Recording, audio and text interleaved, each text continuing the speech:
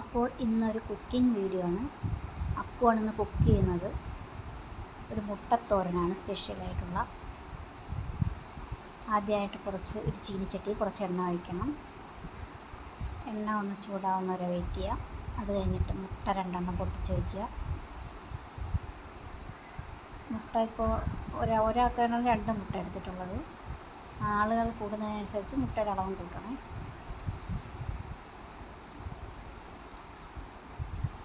എന്നിട്ട് ചിക്കി കൊടുക്കുക. നന്നായിട്ട് ചിക്കി ഒരു തോരത്തിൻ്റെ പരുവത്തിനാക്കണം.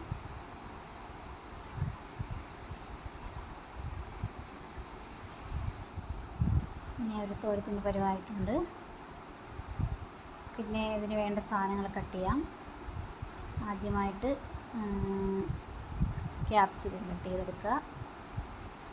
അത് കഴിഞ്ഞ് ഇഞ്ചി ക്ലീൻ ചെയ്തതിന് ശേഷം ചെറിയ പീസുകളായിട്ട് കട്ട് ചെയ്യണേ. പിന്നെ വെളുത്തുള്ളി ഇതുപോലെ ചെറിയ പീസുകളായിട്ട് കട്ട് ചെയ്തെടുക്കണം.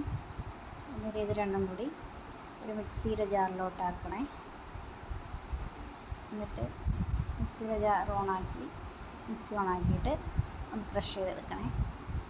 അത് കഴിഞ്ഞ് സവാള ചെറുതായിട്ട് നൈസായിട്ടൊന്ന് കട്ട് ചെയ്തെടുക്കണം. നമ്മുടെ റാമ്പൂടെ വെയിറ്റിംഗാണ് മുട്ടത്തോരൻ കഴിക്കാനായിട്ട്. പിന്നെ കുറച്ച് മല്ലിച്ചപ്പും കൂടെ വേണേ.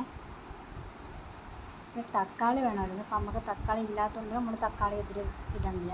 പിന്നെ കുറച്ച് പച്ചമുളക്. പിന്നെ ആ ചീനിച്ചട്ടിയിൽ തന്നെ മുട്ട ചിക്കിയ ചീനിച്ചട്ടിയിൽ തന്നെ കുറച്ച് എണ്ണ ഒഴിച്ച് അതിലോട്ട്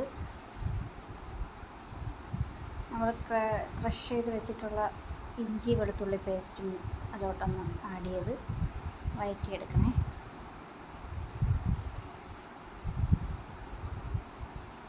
പിന്നെ കുറച്ച് കറിവേപ്പില എല്ലാം കൂടിയിട്ട് നന്നായിട്ട് വഴറ്റിയെടുക്കണേ.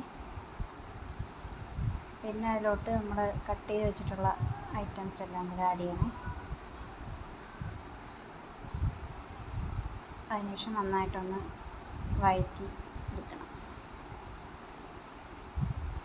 പിന്നെ നമ്മൾ ചിക്കി വെച്ചിട്ടുള്ള മുട്ട അതിലോട്ട് ഇട്ട് കൊടുക്കണം.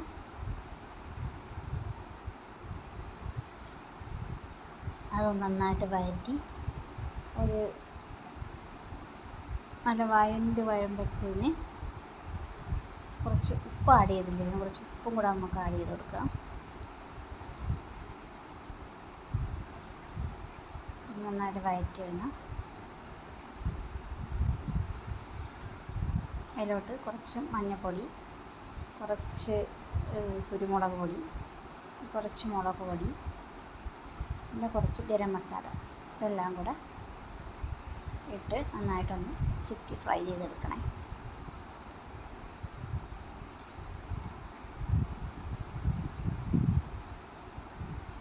നന്നായിട്ടൊന്ന് ഫ്രൈ ചെയ്യണം.